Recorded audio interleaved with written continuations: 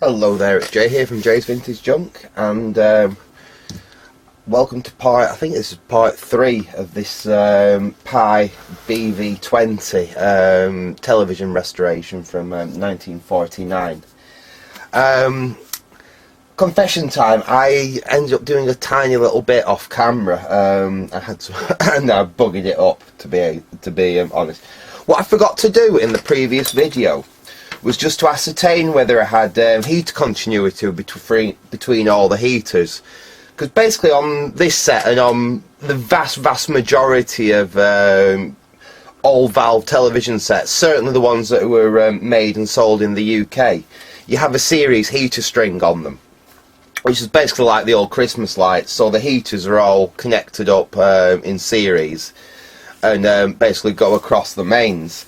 So now I have, like I said, if you've watched my previous videos on this, I have previously attempted to power this up, and I had got it to the point where, you know, the valve heaters had started to light, and then, like I said, I started hearing decoupling capacitors going pop, so I stopped at that point. So at that point, I'm pretty sure that we must have had heat continuity. But when I quickly checked it the other day, basically all I did was put my test meter on a high enough, reasonably high ohms range across the mains cable there. It was open circuit, I wasn't getting anything. So I thought, oh, I'll just do a few quick basic checks to sort that out. So I did all the usual ones, check the volume, check the on switch here, sorry, over here. And that was okay, but I wasn't actually getting from there up to the volume switch. Anyway, there's 2 fuses on the back of this set, and I cleaned them up, and I got the continuity up to the on switch here, so that was okay, but I couldn't get it through the heater chain. Now, you find this a lot, especially the sets where they use these horrible I think it's referred to as a Loctol. It's a strange type of valve socket which isn't used all that often. I think it was very popular in the Second World War era, because I believe they were designed so they couldn't easily shake loose, but they have terrible contact problems. Anyway, so I thought I'll go through all the valves. I'll just give every pin a quick clean up and just give the valve holders a quick squirt. And this is where we started having problems. I pulled the PZ30 out there to basically clean the chassis around it and clean the underneath the valve, no problem. I come to the PL38, I think it is, or is it PL36? Oh, we'll see, hang on. Basically, it's the PL38 here, and I got it out of the holder okay, but the top cap here, when I tried to remove it, I actually ended up snapping the top cap off for the valve. Now, this is something that's really common. This happens quite a lot. What happens is the top cap there basically is only held on with a little bit of shellac, and over the years the shellac fails and the top cap actually comes loose, so it's only got the bonding wire holding it. Now, I was as careful as I could. I tried gently getting it off, but unfortunately the bonding wire broke. I ended up with the top cap stuck in the top of the connector there. Now, usually the valve's done for at this point. You chuck it away and get another one. And fortunately, I do have, you know, a few of these. But I was really fortunate. Like I said, unfortunately, I didn't film it. It would have been a bit tricky to film. But basically, what I did is I filed away a little bit of the glass at the top of the pip. Not enough to hopefully lose the vacuum in the valve, but literally about ½ millimetre of the glass. I just filed it away round where the wire had broken off. Then I took a piece of copper wire like that, formed a little coil on the end of it, filled that little coil with solder, tinned up that tiny little bit of wire that was sticking out of the top of the valve pip, and I managed to solder it on. I then I cleaned out the top of the valve pip there. I applied some epoxy on the outside, dropped it over, and soldered it in position there. So hopefully providing that connection in there is good, which I think it should be. It was a decent enough connection. We managed to save that valve. So all I need to do with it now is just snip off that little excess like that. I said hopefully we did manage to save that valve. But let's get it back in. Basically what I've done is I haven't touched the other side, but I've basically removed all these valves on this side of the chassis. Cleaned all the valve pins up, cleaned all the sockets up, just with a little bit of service all. Nothing fancy. And I can put that. I mean, this doesn't matter for now, but we will just put that back on for completeness. But what I can show, if I get my test meter out here, switch on. Hopefully you can make this out. Can you see the? Can you actually see that there? Hopefully you can see that. But anyway, what I can show is if I connect my test meter up to the mains lead now.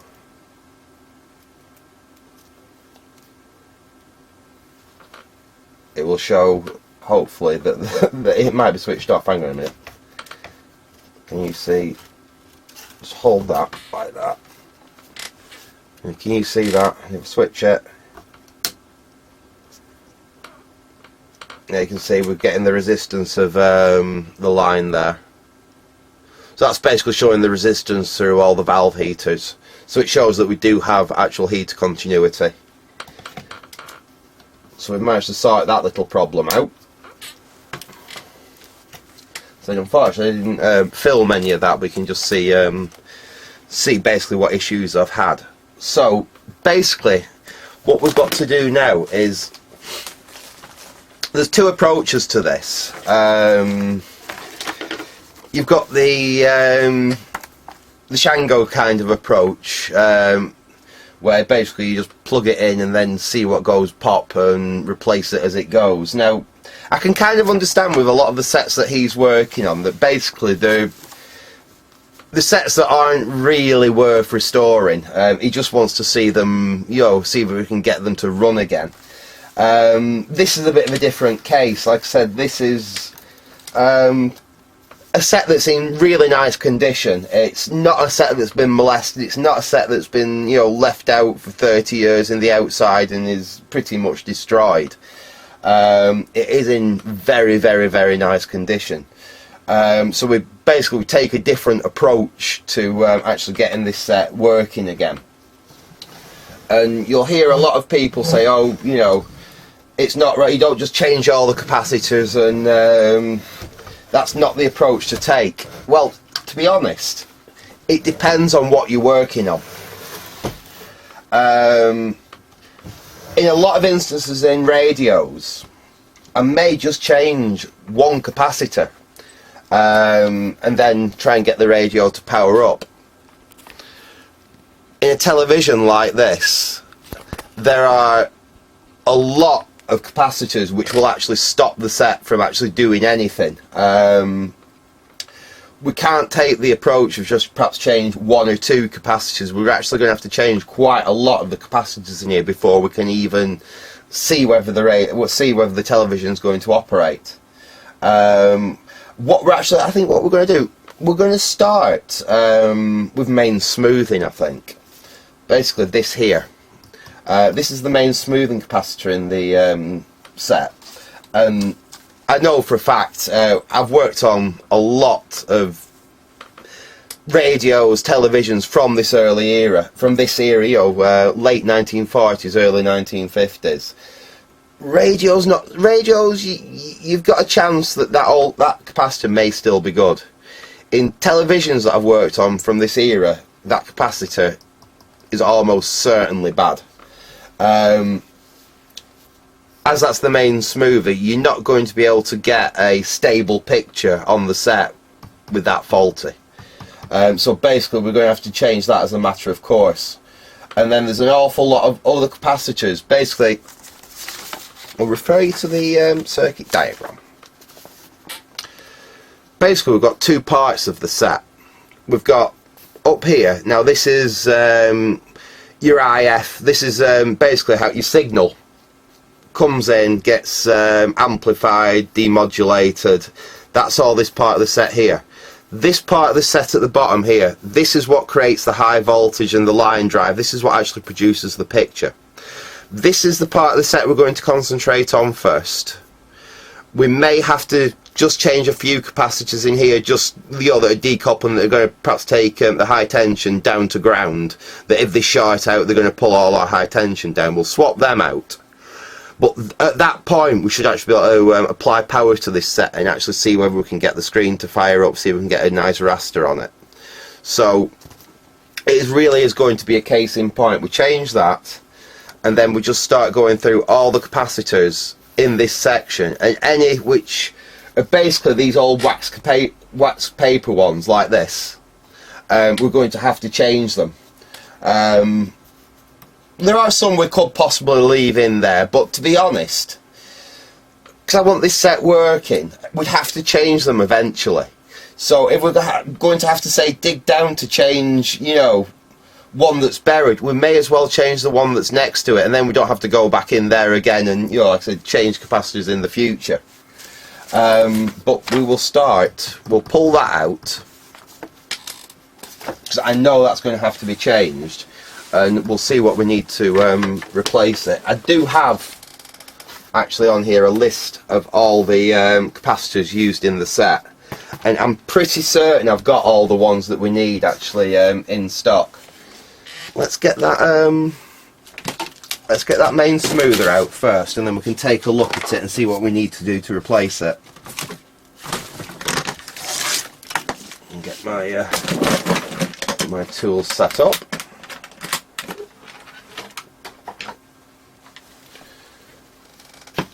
Right.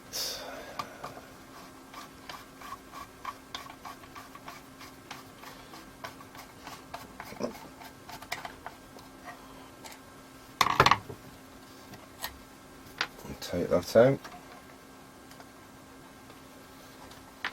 fact, we'll take that whole bracket off. Come on, off you come. That one's very tight. Let's get a bigger screwdriver. That should do it.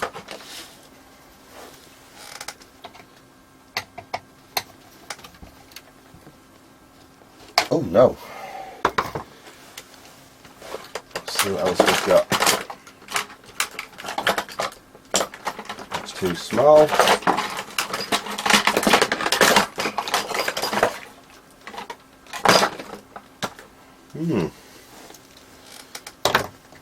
Let's try bending that out of the way and see if we can just... No, it really is stiff. Dear me. It's very, very tight.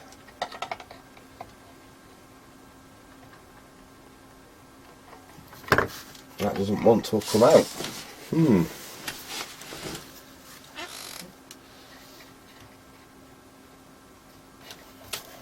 trying not to bend the actual bracket, I just want the... There we go, that's loosened it off. Hopefully we can get it to turn now. There we are.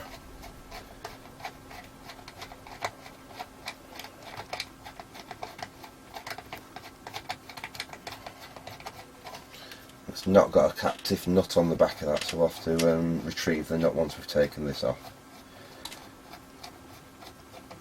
There we go. Pull that out of the way. Oops, and we've dropped the nut down in there. We want to try and retrieve that. We don't want it left anywhere where it could possibly short out and cause problems. So whenever you drop a nut in one of these, try and retrieve it.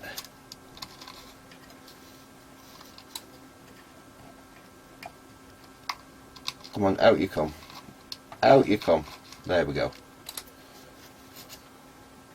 Right, and we can have a look at this capacitor. Right, we've got a TCC brand electrolytic capacitor, and it's says 60-100 UF.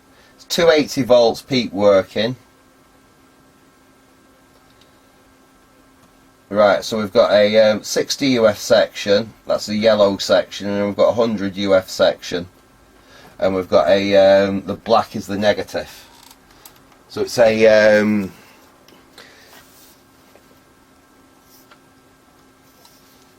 two capacitor can we've got basically. What I'm going to do, I'm going to actually cut the tags off it.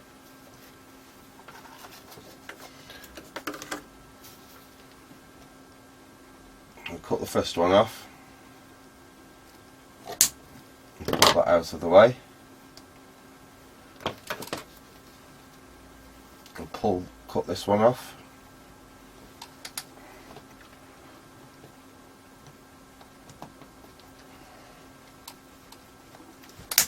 There we go. And we'll cut the third one off. So what we can remember, that wire there, the orange coloured wire is red. The black wire is actually black, that's our ground. And the other tag at the back here, we'll cut this off. There's no point even attempting to reform this capacitor. As you can see how bulged that is up. There really isn't any point trying to reform caps when they're in this state. They might work for a tiny little while, but they will go again. We might as well just cut them out. So what we know is, what do we say, yellow. So that connection there, that's our yellow connection, that goes to the 60 UF capacitor. The orange connection there, which was the red tag on there, that goes to a 100 UF capacitor. And the other little wire we've got down there is our ground point. So what I need to do now is I need to figure out a way of actually replacing that. Now, you can actually get these type of capacitors, but they're incredibly expensive, and I'm not sure if they're new or very old stock that people have got. You're far better just replacing it with two modern capacitors, which is what I'm going to do. I'm just going to pause the video. I'm just going to see if I can find a piece of tag strip or something that we can perhaps just stick in here, and we can hang the new capacitors off. So back in a sec. Okay, we're back, and I found a piece of tag strip, a couple of capacitors that would be suitable. I've actually had to go slightly higher up in value. I've replaced the 60 with an 80, and I've replaced the 100 with I think that's either 120 or 150. Not going to be a problem. It's no real problem going slightly higher up in the value of a smoothing capacitor. What you do have to do is make sure that your voltage rating is going to be suitable. This original capacitor we're replacing's got a 280 volts peak voltage rating. Both the capacitors I've used to replace it with are rated at 400 volts. So you know we've got a much higher margin on the capacitors than the original ones that we're actually replacing. And literally all I've done, these are actually salvage capacitors, they're out of old switch mode power supplies, which is actually a good source of the reasonably high capacity, high voltage capacitors, because these are quite expensive to actually buy new. And all I've done, as you can see, is I've got a bit of tag strip there, connected them to it. So we've got a ground point there, and then we've got our 2 points to go off to the leads here. So all we really basically need to do is figure out how we're going to mount this in here. I think in fact that might be the nicest way of mounting it. We're going to mount it right to that point there where the old capacitor bracket was. We'll use the bottom of the capacitor bracket there to mount the new capacitor. Have we got enough? In fact, we might even have enough on these wires that we don't even have to desolder anything. Although we might have to extend that wire there just to get over a little bit. That one will be fine. That ground point there, what I'm actually going to do, we could literally just fix that there, being that that's ground as well. But I'm actually going to run a little wire off that ground point, because obviously it's not going to be long enough, just over to there and solder it to the ground on there, so we just make sure that the ground is absolutely spot on. Right, I'm going to need a little bit of wire to do that with. Let's see what we've got. Let's see what we've got kicking. What are you? You look like a piece of wire. Where you going to? Just bear with me a second, folks. Yeah, I think that'll do nicely. I've got a nice piece of wire here that should just do the job. So what? In fact, we'll need a piece of red. We're going to have to extend that wire there. Let's just make sure. Let's see where it's connected to. That goes to that point there. So we're going to have to put a slightly longer piece on that. Let's strip a bit of this off.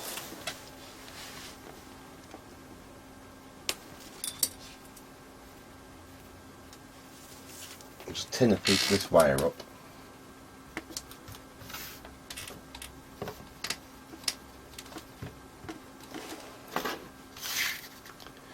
Let me get you down a little bit so you can see what I'm doing. I'm just going to tin this piece of wire.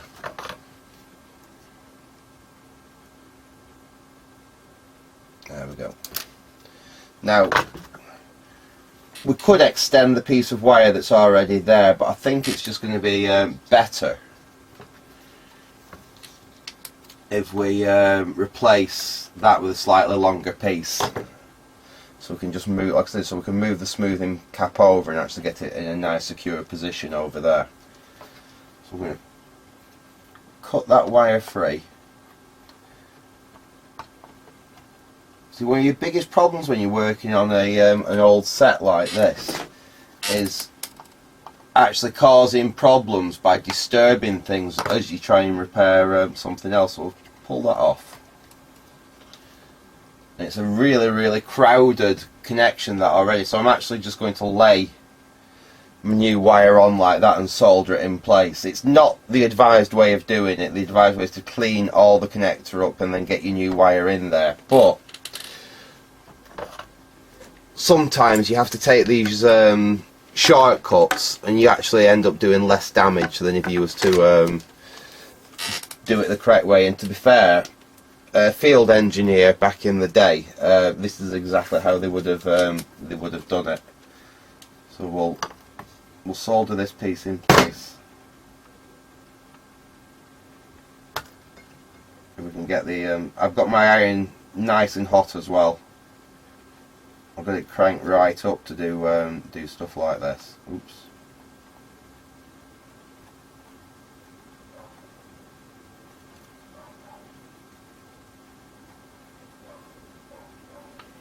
That's not ideal. No, I'm not happy with that.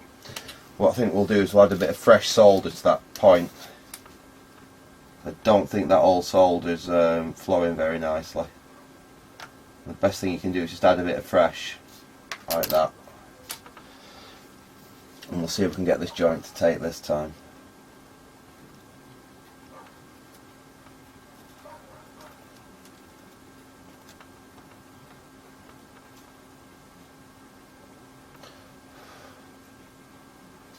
There we go.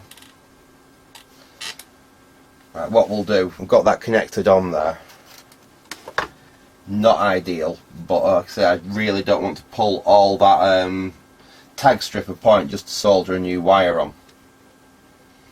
We'll bring the new wire back round the same way as the old one was. And all we want is a little bit longer so we can get those connections further over there. So I think we'll cut it about that length. Yeah, that should be enough.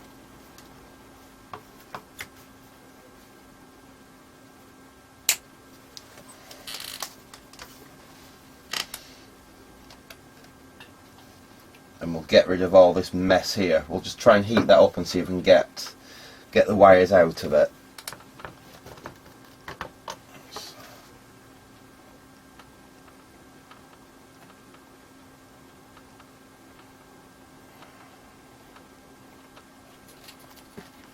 There we go, that's one out. that's that out. We should be able to get that, what's left of that tag strip off there. Heat that up.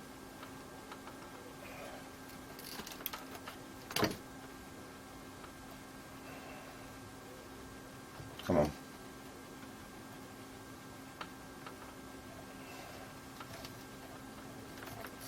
Off you come. There we go. Right.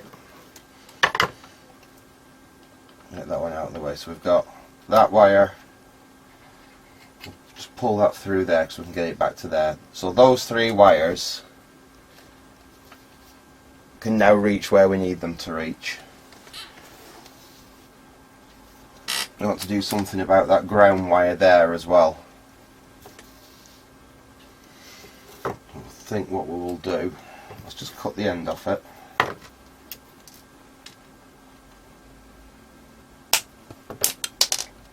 And take that bit of insulation off it.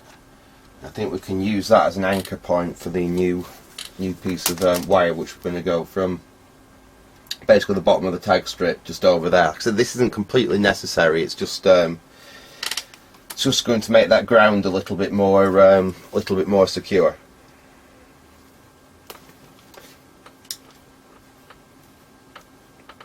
And cut a piece of wire about the right length. That should be good enough.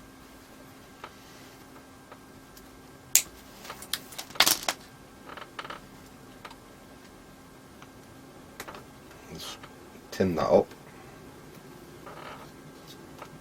In fact, I can solder it onto the end of the capacitor there before I actually put this in place. That might make life a little bit easier. I'll just strip a little bit more of that off.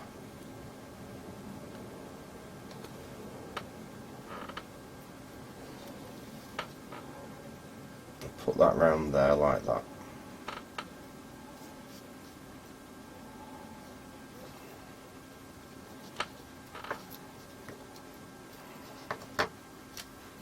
And we'll solder that wire in place. Hope you can see what I'm doing here.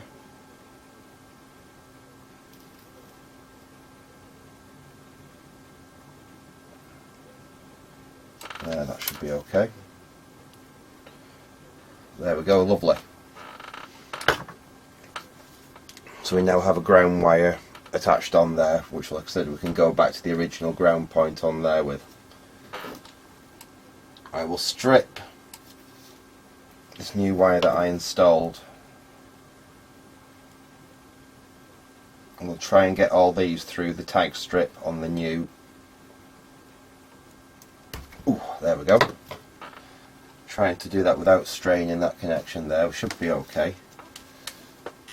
Move that one out of the way. We'll deal with that in a minute.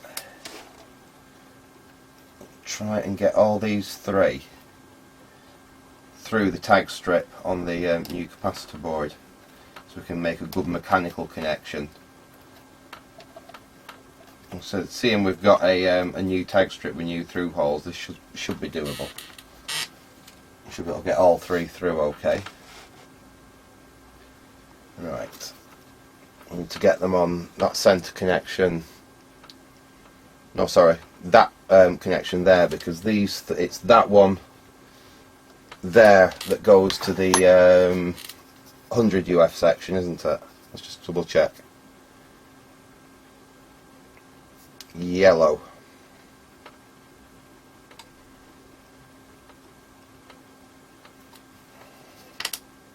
Yes, that's yellow. So that one goes to the so that goes to the 60 UF section. Those go to the 100 UF section. Good job I double checked that. So these 3 go to that centre point there. Push them through there like that.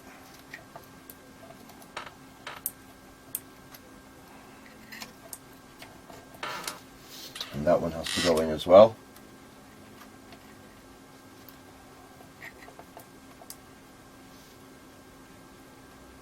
Go on, in you go. There we go. And then we should be able to bend them over, and then we can solder them into place. So we can bend them back round on the tag strip. So we can get that last one. And you can bend round as well. Round you go. Like that. And then we can solder that into place.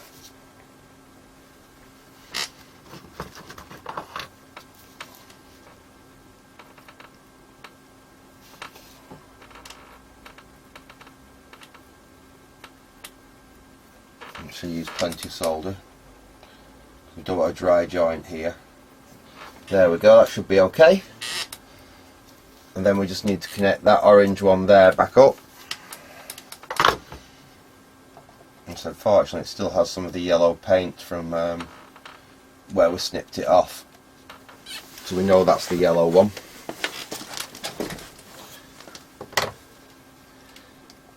And we'll just clean that bit of the old tag that we cut off before off the wire.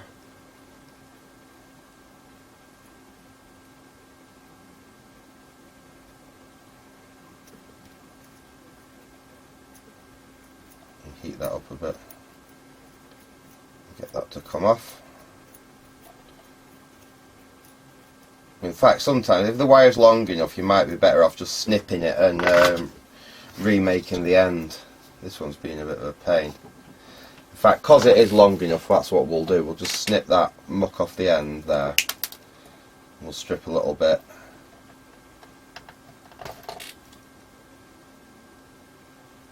The other nice thing about this teller, the insulation's really good on it.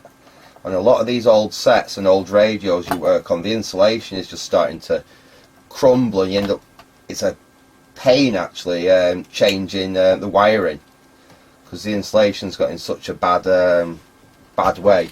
This set's from 49 and the insulation on it, it's PVC insulation, it's absolutely perfect. It's as good as the day it was as good as the day it was put on. I'll have to go back in there. We've got one of them wires didn't solder very well. We'll just have to go back in there and readdress that now. Just hold that in place. And we'll go back in there and we'll just touch that in. Right, hopefully that's got it this time.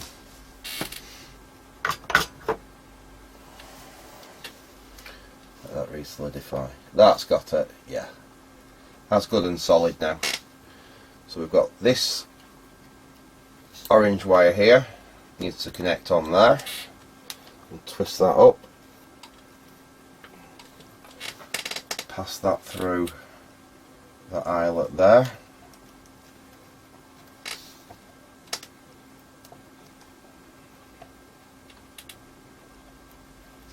We can solder that in place.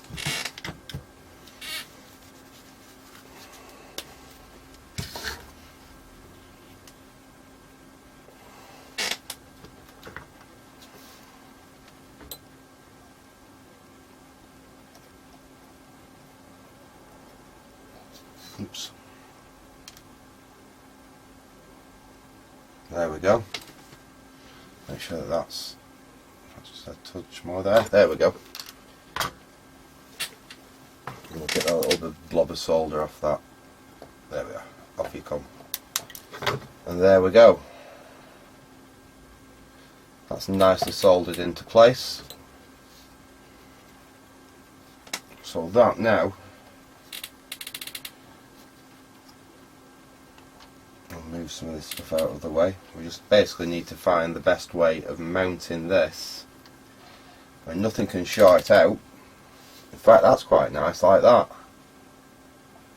Yeah, I think we'll do that like that. And then we can bring that wire down, solder it onto there.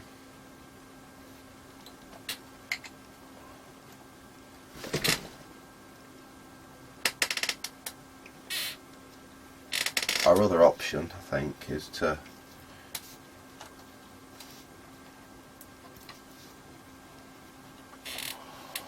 we might have done them wires a little bit too short for that. Let's see if we can bring it over this way. So we've got to be mindful where the bottom of the case is as well. We don't want it so it's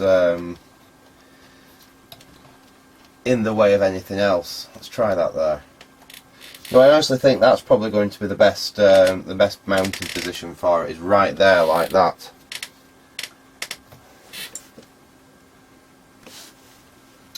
That will work quite nicely, and we're not in the way of anything else. So what I think we'll do,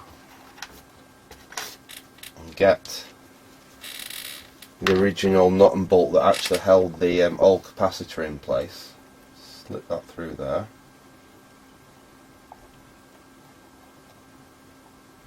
It's a little bit tight going through that new tag strip. Should go though. Let's try getting that through. There we go.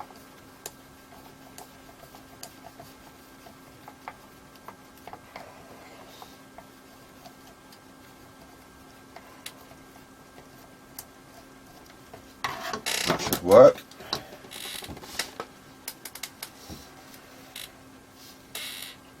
Put that little nut behind there.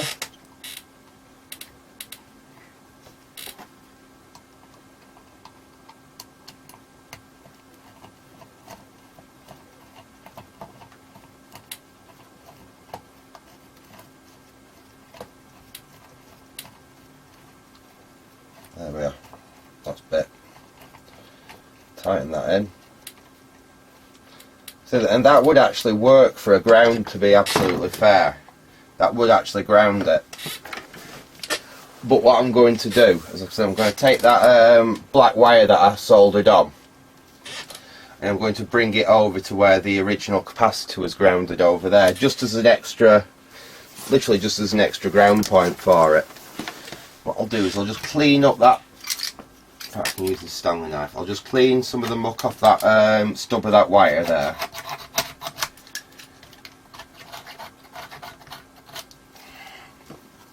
And I'm going to put a little hook in the end of it, because that tag strip there has already got loads and loads of stuff on it. I don't want to bother disturbing all that. So I'll bend the wire over like that, basically form a little hook. I'll take the new wire, pass it round it, bend it round, twist it round again like that, so it's got a mechanical connection.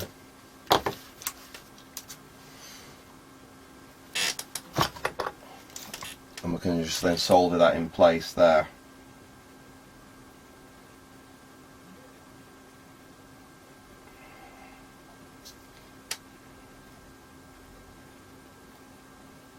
There we go. Tiny touch more up there. There we are. So that is that original smoothing cam there, nicely replaced by those two. So there's nothing there to short out on anything. Everything's nicely out of the way of everything else. You do want to just check around, make sure that nothing's in any possibility of shorting out. So basically that's the first capacitors changed. Next, really, we're on to changing a lot of these wax decoupling capacitors. So those are all going to cause issues, especially, like I said, in this side. This is the what creates the high voltage and the frame and everything. Some out of spec capacitors in here can basically stop it working altogether. Decouplers, if we've got failed decouplers, they'll just pull the HT down to ground and we're not going to get anything to work. And we can have some pops and bangs when that happens. So I think I'll do a couple on the video now, and then like I said, in the next video I'll probably have done at least one of the sections. We may move on to the next section, and then we can actually see where we can possibly get first light on this thing. I mean, there's no real hard or fast about this. If it's going to ground, it may cause an issue, like this one here. What have we got here? But we can see that goes straight, basically it goes from this side and it goes right down to ground. So it's being used to decouple that part of the circuit there. That's probably something to do with the brightness control, I think. No, it could actually be something to do with volume. Just judging where it is on the actual board. I'm not 100% sure, but let us have a look. See if we've got any leakage on it. If we put this, I've got the meter test set on the 2 meg scale. Basically, we put that to the ground. We'll touch this, we'll see. Yeah.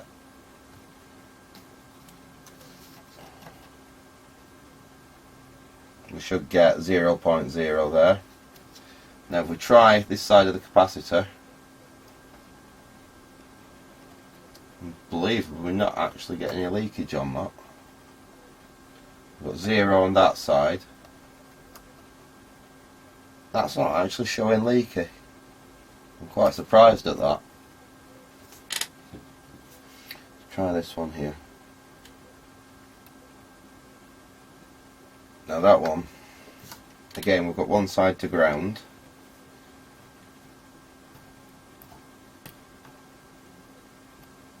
I think.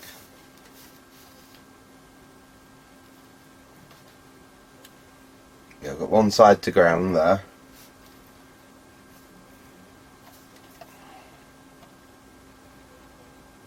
So there we've got about 250k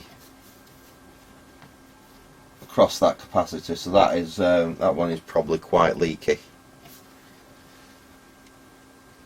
And I'm sure going around the entire set we will find a lot of these capacitors are really quite leaky. This isn't the best test either. A meter like this only puts a really low DC voltage on the capacitor. To really show them leaking, you need to put something roughly round about a working voltage on them. But like that one down there, that's already showing that it is it's quite leaky, and that's only with a low voltage. You know, that's almost certainly bad. But anyway, I'll swap that one out now, because I'll just show you the technique that I generally speaking use, especially on a set like this where it's there's a lot going on. I do tend to just basically cut them out and then J-hook a replacement in.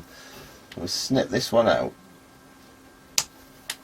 Another nice thing about you do them one at a time, and cutting them out like this, you can actually see where the old component you've just taken out is. You know, you've got the two. Let me see if I can zoom you in, show you what I'm doing. I mean, as you can see there, you can see the 2 legs that I've actually cut off. We'll then identify what the capacitor is. And this can be tricky. We can either look at the circuit diagram and figure out what it is, but actually a quicker way of doing it, especially when you're going to be going around and changing most of the waxes in something like this. If you just scrape some of the wax away, you can actually reveal. There we go.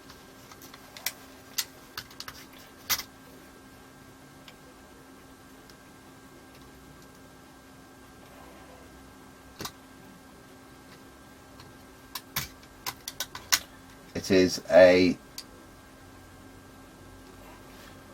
0.02 UF at 250 volts.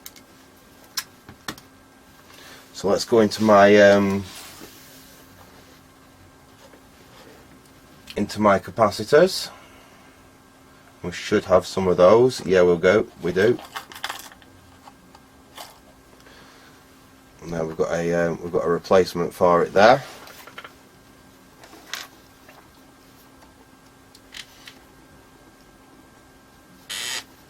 Now in this instance it's not actually too bad. We may be able to get away with cleaning that pin up and put the capacitor right across where it should go. Let's see if we can clean this up a bit.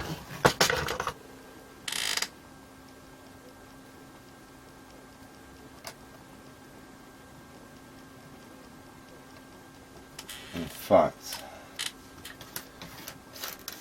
let's have a look.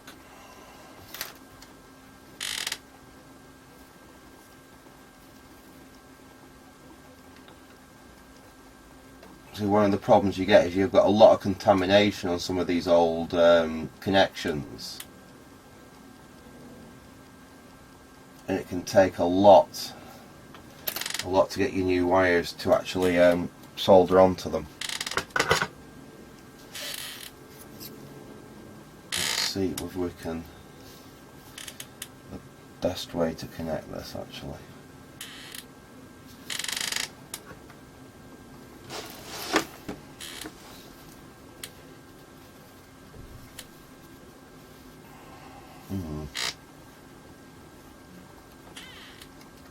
Put that round there. You want to get the new component in roughly the same place as the old component as well. That's another thing. Sometimes, especially on like old TV sets and like this, they are quite critical of actual component placement. So if you put a component in a vastly different place than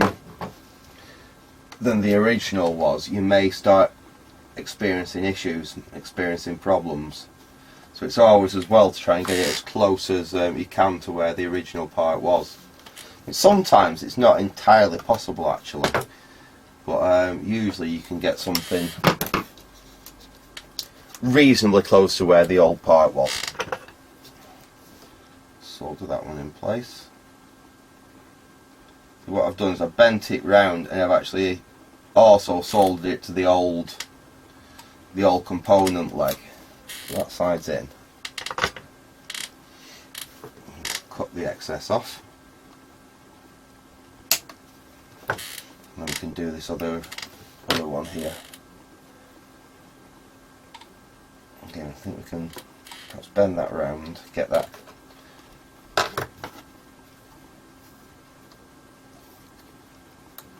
in there.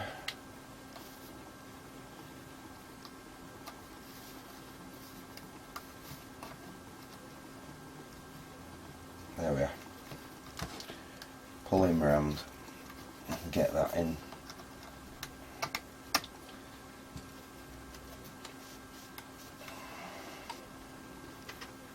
There we are. That's in about the same space as the original that we took out.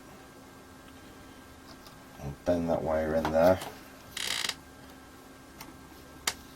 Twist that round. So what a nice wherever possible you want to get a good mechanical connection. And sometimes, unfortunately, it's not always possible to get one. You do have to just lay a wire on, but wherever possible, a good solid mechanical connection is best.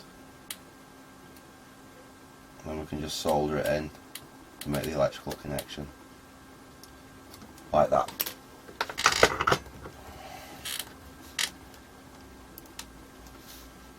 Cut that out, and there we go. That's the new that's that replaced like that.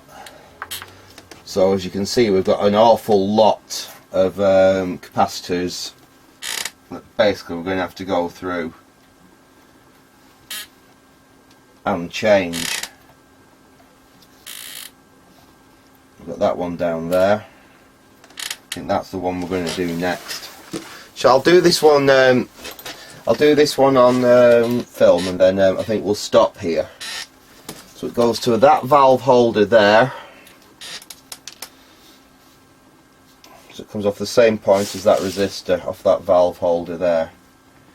We'll snip it out there, and we should be able to pull that free so we can see what we've got. Get them out.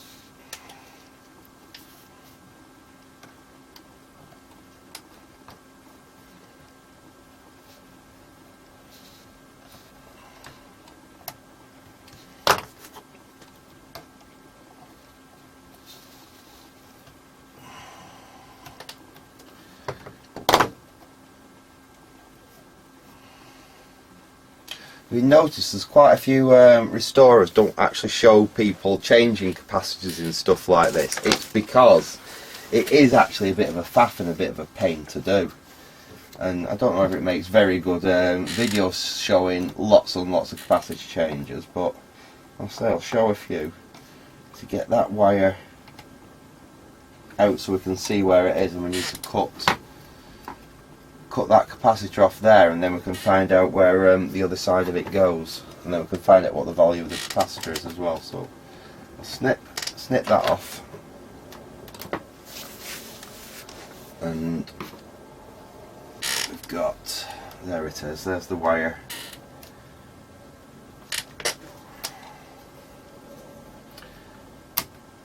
Let's move that wire out of the way.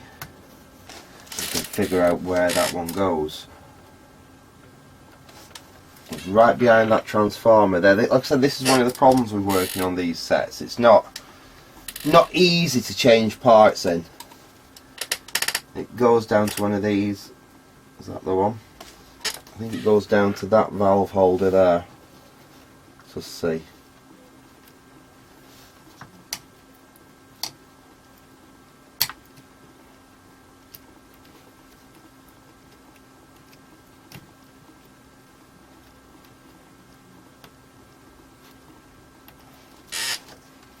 Still can't quite figure out which, that's the wire there, which pin it's off this holder. And I didn't really want to have to take that transformer out of the way to figure it out. And where's my phone? That'd be handy. Ooh. Phone can be a very useful thing when you're doing stuff like this, just to be able to see.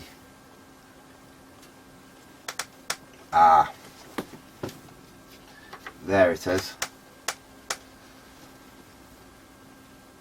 So quite awkwardly, it actually goes to the pin that this transformer is soldered to as well.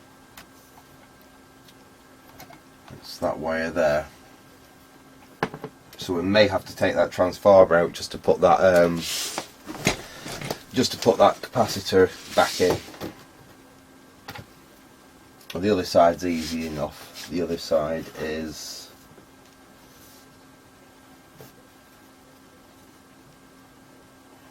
that's that one.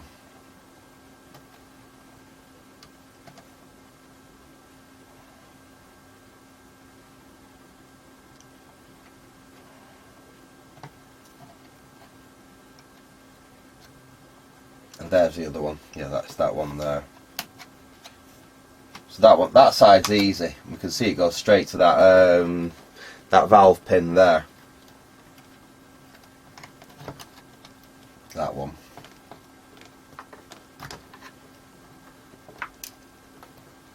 So that one's nice and easy, so it just goes to that valve pin. And pull that bit of insulation off so we can see it. So we've got that one there. That's easy enough. But the other one is underneath that transformer there, so I think to be able to change it we're going to have to take that transformer out, which is fun. As I said, these are not easy sets to work on.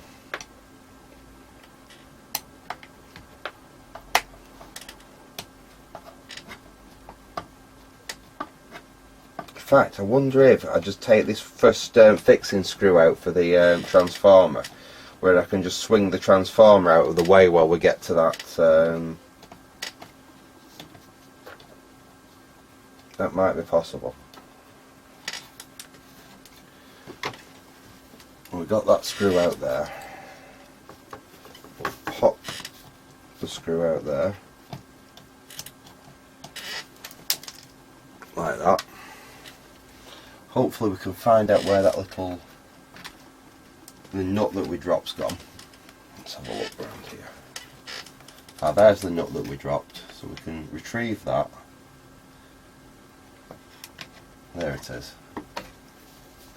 We've got the nut and the bolt out. Let's see if we can move this transformer out of the way. enough to be able to get to that fixing, so we get to that component leg, and we can.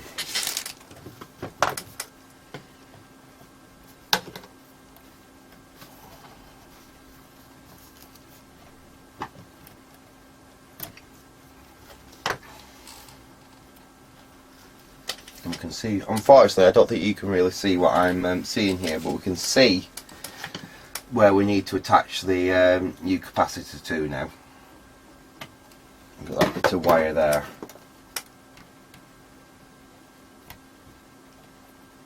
That piece right there, that's what we need to connect the new capacitor to. And that piece of wire up there, that's the other thing we need to connect the new capacitor to. But we need to find out what capacitor we need. So we'll do the same as we did last time. We just take a knife, we scrape off, and we know we need a 0.01 UF, and it has a, is that a 300 or a 5? Oh, it's 500 volt rating, which isn't a problem because all the capacitors I'm using are rated at about 630 volts, so that shouldn't be a problem.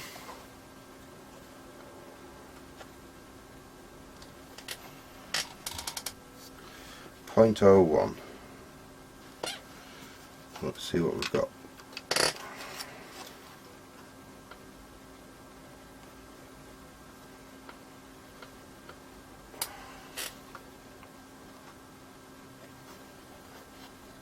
Sorry, just a second folks, I'm just trying to find the right R.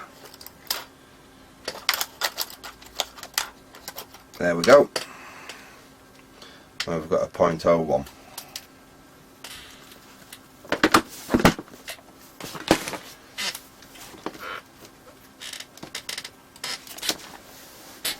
I think what we will do, we'll get a little bit of sleeving to go on this capacitor.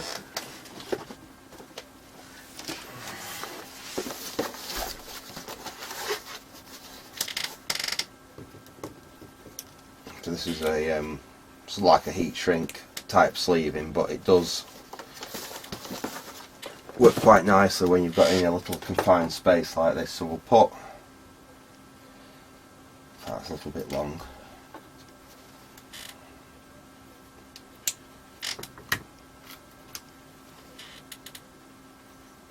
Put a piece of sleeving over the leg like that. And what I'm going to do is I'm going to form, basically I'm going to form a little coil on the end of this component leg. I usually do it by just wrapping the component leg around my meter. So if we just give it a couple of twists like that,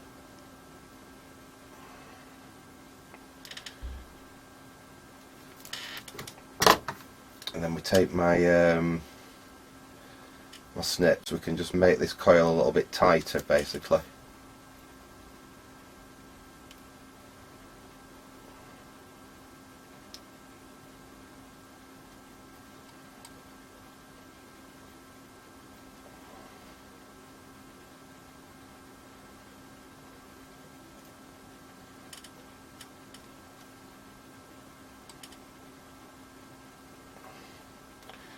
Bear with me a sec folks.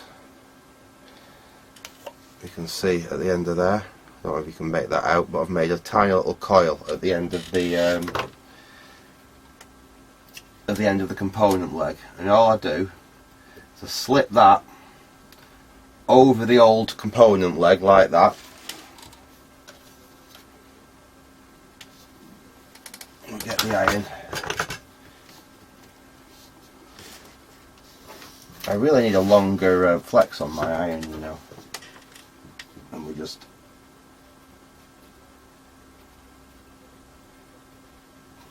there we go.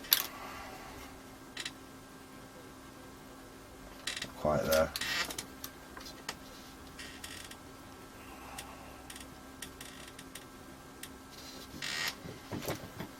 And this is a really nice way of doing it when you can't get, you're struggling to actually get into the connection.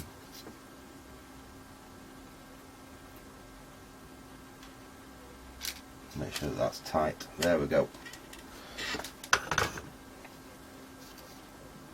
So that is now connected. Oh, we're having some issues with this one. This one's being a bit of a pain.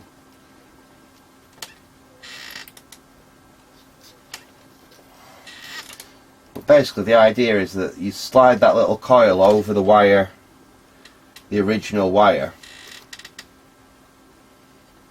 and you solder it in place. And then the heat shrink basically hides the old and the new wire together. There we go, that's got it this time. Don't know why that was being a pain. It usually goes in nice and easy, that. So that's the new capacitor. That's being oh no, that's all right. I don't know why that was being a little bit awkward then, but that's well soldered into position. We can put the capacitor where the old capacitor was. So not worry of anything shorting out. We can put that transformer back. There we go. Put the transformer back in position.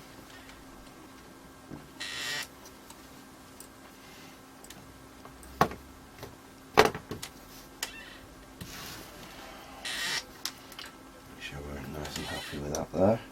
Yeah, we're nice and happy with that there. Put the puzzle back there like that.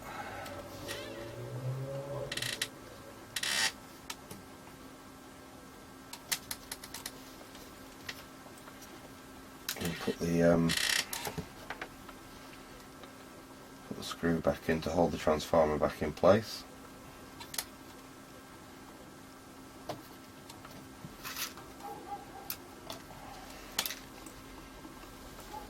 There we go. I need to put that screw back on it. That nut, sorry. The nut back on.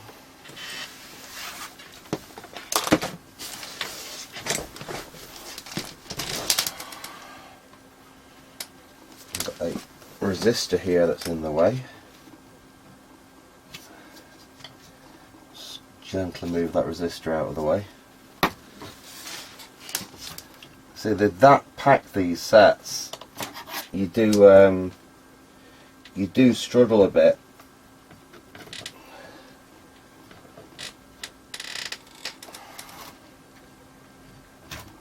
to actually get components in and out. I bet they must have been a nightmare to service in the field.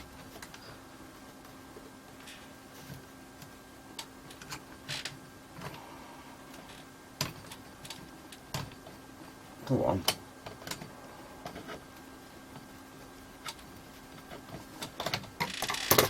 There, we got it. Yay. Just hold that with my finger while I just get that tightened back down.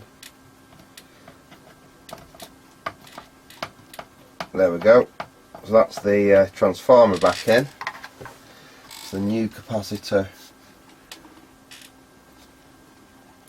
in position, and what we could do is we'll just stick in a little bit of that sleeve in over that side. We'll pull it back round under where the old capacitor was, and then it can be right in position where the old one was.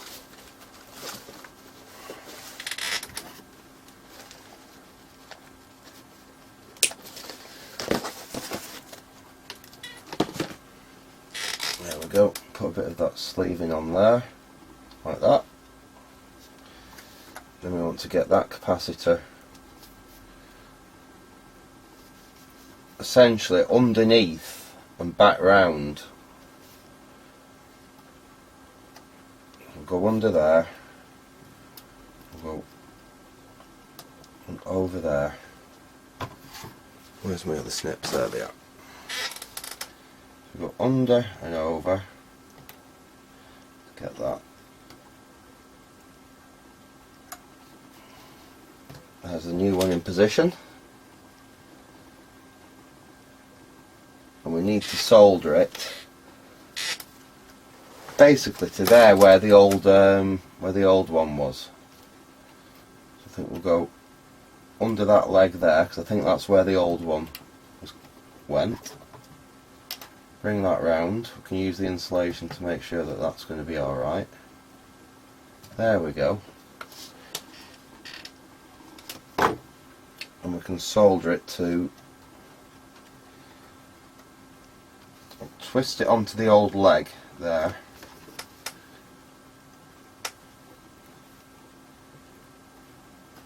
We've got a good mechanical connection.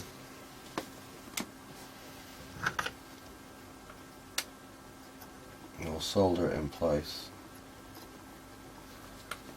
And we'll cut the excess of that off.